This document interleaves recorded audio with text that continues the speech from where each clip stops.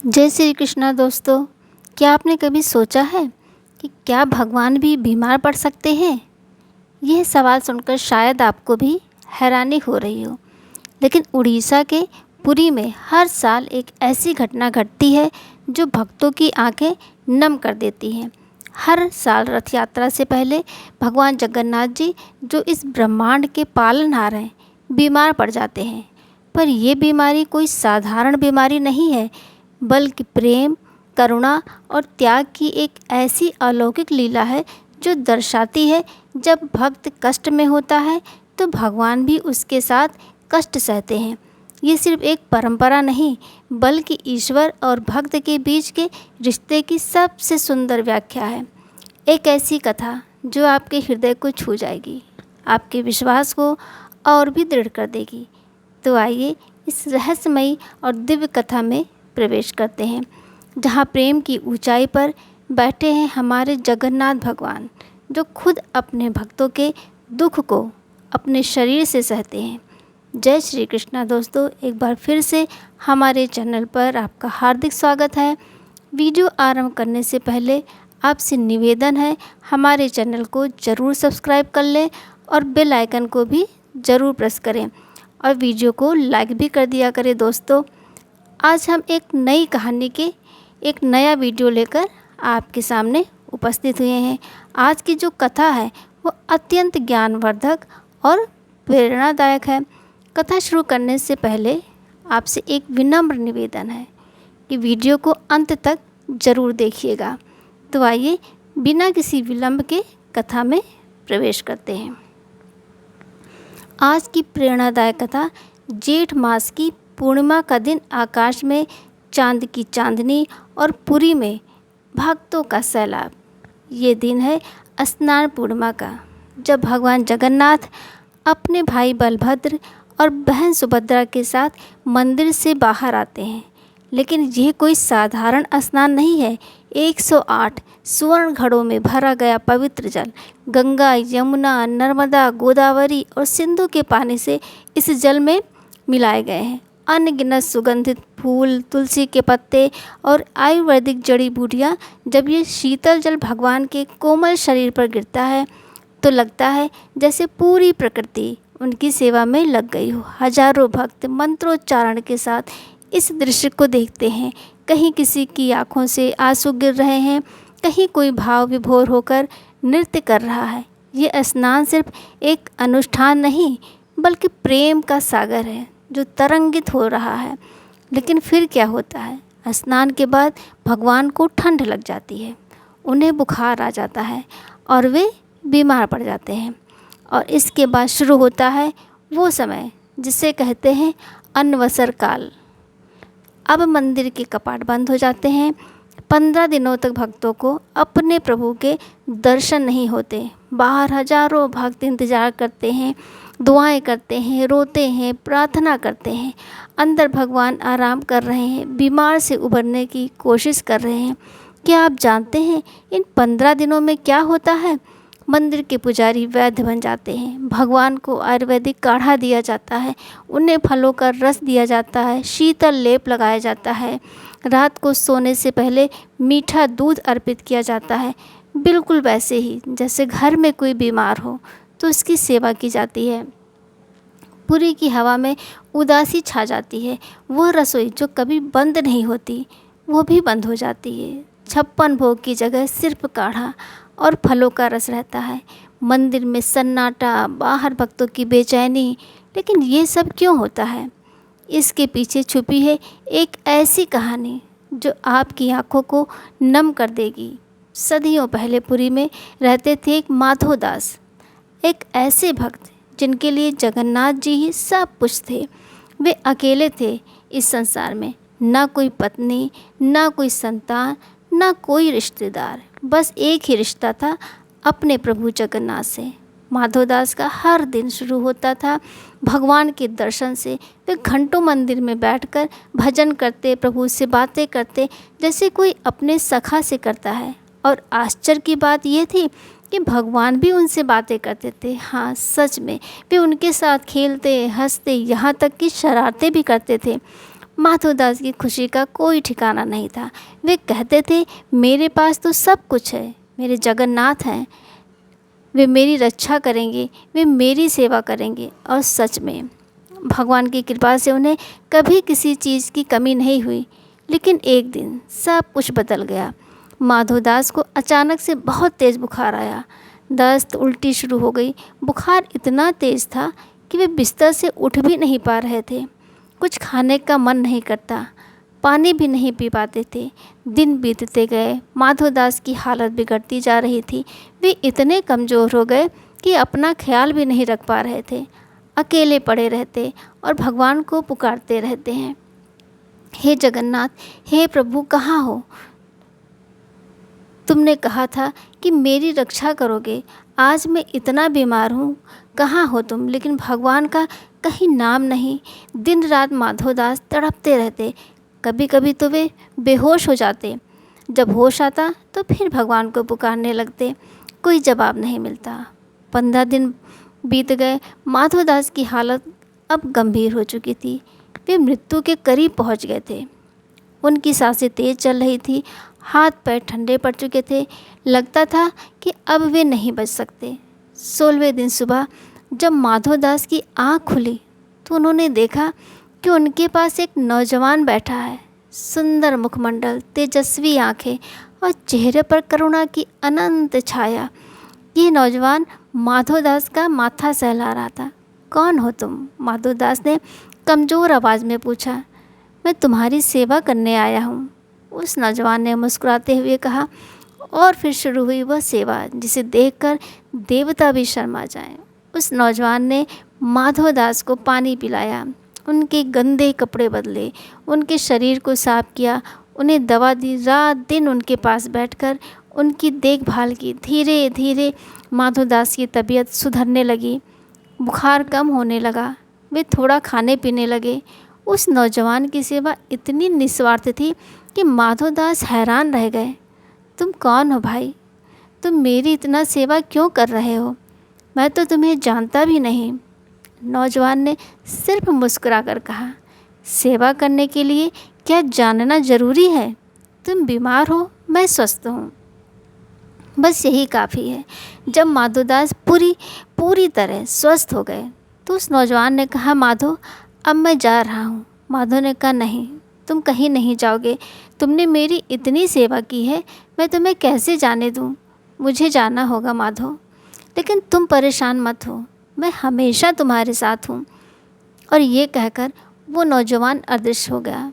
माधवदास हैरान रह गए, ये क्या हुआ? वो कौन था?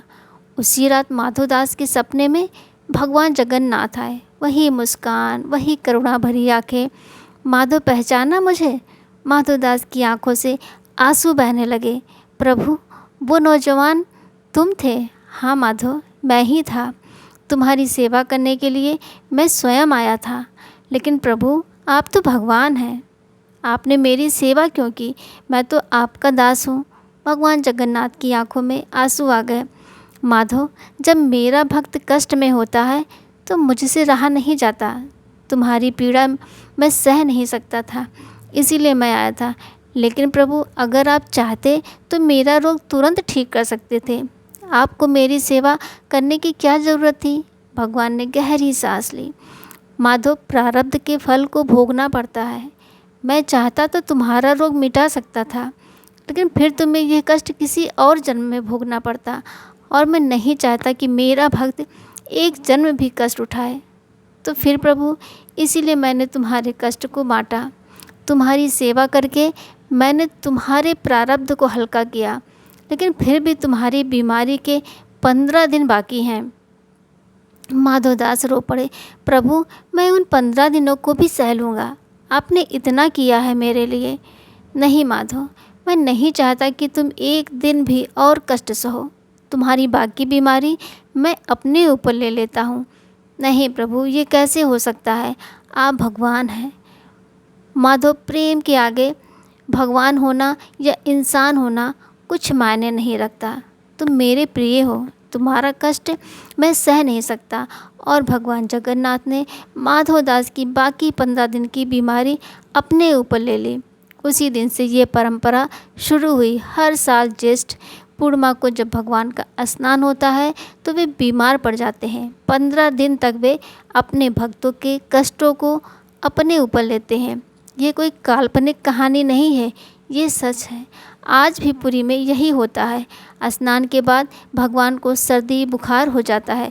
मंदिर के कपाट बंद हो जाते हैं। वैद्य आकर भगवान की जांच करते हैं। उन्हें दवा दी जाती है, काढ़ा पिलाया जाता है।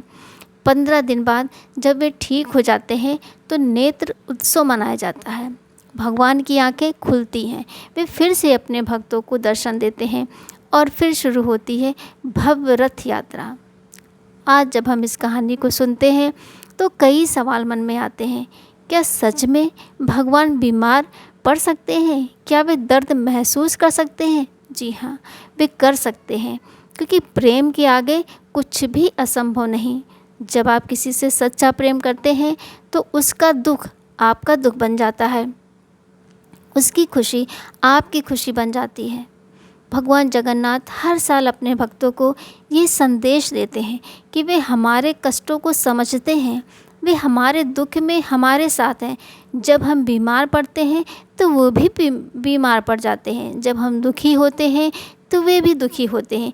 ये है उनका अनंत प्रेम, ये है उनकी असीम करुणा।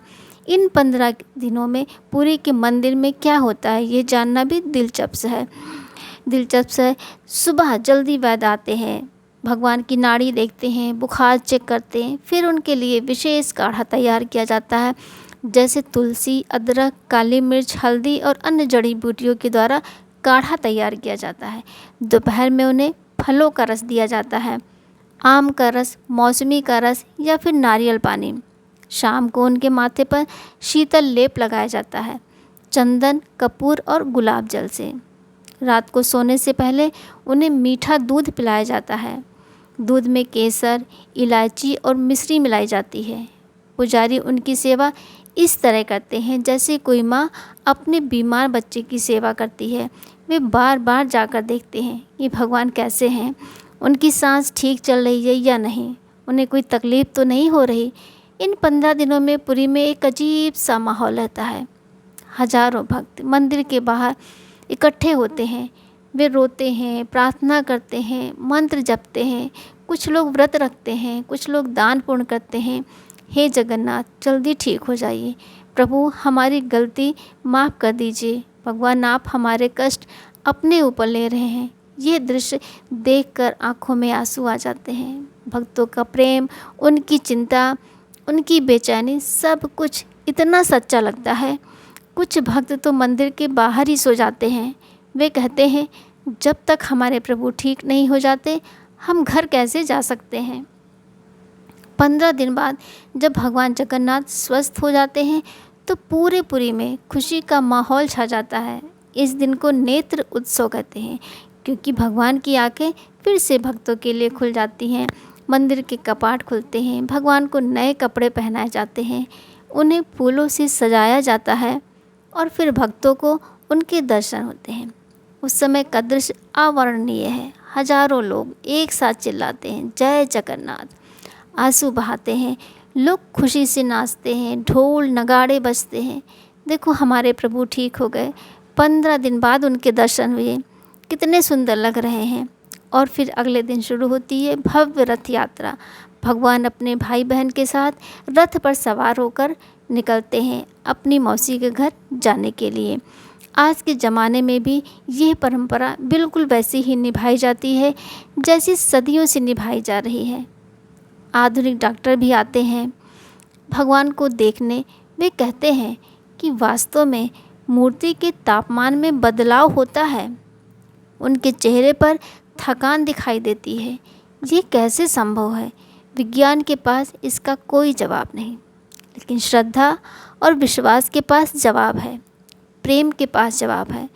भगवान जगन्नाथ का ये अनुष्ठान हमें सिखाता है कि सच्चा प्रेम स्वार्थ रहित होता है। जब आप किसी से सच्चा प्रेम करते हैं तो आप उसके लिए कुछ भी कर सकते हैं, यहाँ तक कि अपना सुख चैन भी त्याग सकते हैं। इस कहानी का सबसे बड़ा संदेश ये है कि भगवान हमसे कितना प्रेम करते हैं। जब हम दुख में होते हैं तो वे भी दुखी होते हैं, जब हम बीमार पड़ते हैं तो वे भी हमारे साथ कष्ट सहते हैं। ये कहानी हमें यह भी सिखाती है कि सेवा का मतलब क्या होता है। माधव दास की सेवा करके भगवान ने दिखाया कि सच्ची सेवा निस्वार्थ होती है, उसमें कोई अपेक्षा नहीं होती। और सबसे बड़ी बात यह है कि ये कहानी हमें बताती है कि हमारे कष्ट व्यर्थ नहीं जाते। भगवान हमारे हर दुख को देखते हैं, समझते हैं और उसे अपने ऊपर ले लेते हैं। आज जब हम अपने जीवन में कष्ट आते देखते हैं तो हमें याद रखना चाहिए कि हमारे जगन्नाथ जी हमारे साथ हैं। वे हमारे दुख में हमारे साथ दुखी होते हैं, हमारी पीड़ा को अपने ऊपर लेते हैं। हर साल जब वे बीमार पड़ते हैं तो वे हमें याद दिलाते हैं कि वे हमारे कष्टों को भूले नहीं हैं। वे आज भी उसी तरह हमारी चिंता करते हैं जैसे माधव दास की करते थे। ये है जगन्नाथ जी का प्रेम, ये है उनकी करुणा, ये है उनका वो वादा जो वे आज तक निभा रहे हैं। जब भी आप कष्ट में हो, दुखी हो, परेशान हो तो याद रखिए कि पुरी में बैठे आपके जगन्नाथ जी आपकी चिंता कर रहे हैं। वे आपके दुख को अपने ऊपर लेने के लिए तैयार हैं।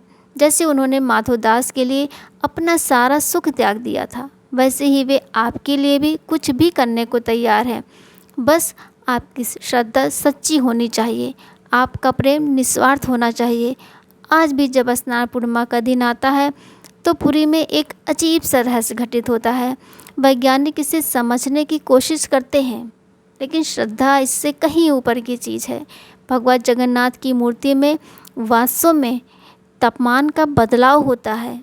जो लोग उन्हें छूते हैं वे बताते हैं कि उनका शरीर गर्म हो जाता है, जैसे बुखार में होता है।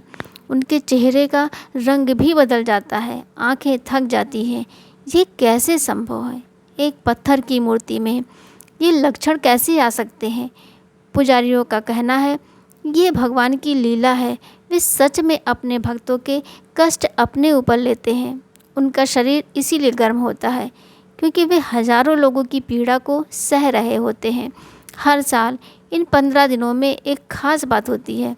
जो भक्त मंदिर के बाहर प्रार्थना करते हैं उनकी मनोकामनाएं पूरी हो जाती हैं। 15 दिन बाद जब भगवान ठीक हो जाते हैं तो पूरी दुनिया में खुशी छा जाती है।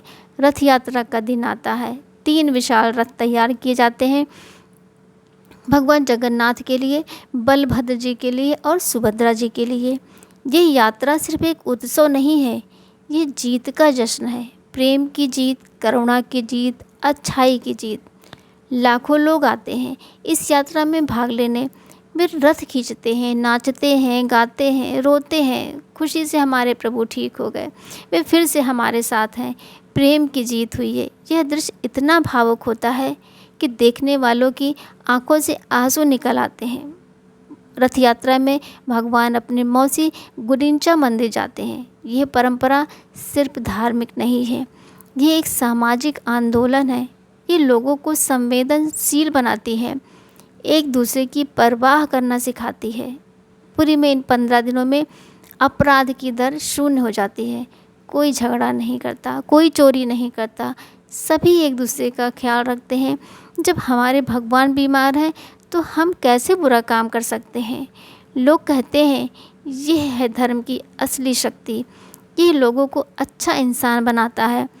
भगवान जगन्नाथ का ये अनुष्ठान हमें सिखाता है कि प्रेम में त्याग होता है, प्रेम में कष्ट सहना पड़ता है, प्रेम में अपनी खुशी दूसरों की खुशी के लिए कुर्बान करनी पड़ती है। लेकिन ये कष्ट कोई बोझ नहीं है, ये खुशी है, ये संतुष्टि है, ये वह अनुभव है जो जीवन को सार्थक बना देता है। दोस्तों, यह कथा आपके लिए प्रेरणादायक साबित हुई हो तो कृपया इसे लाइक करें और इसे लोगों के साथ शेयर करें। साथ ही कमेंट बॉक्स में जय श्री जगन्नाथ ज़रूर लिखें। वीडियो को पूरा देखने के लिए आपका दिल से धन्यवाद। तब तक के लिए जय श्री कृष्णा दोस्तों।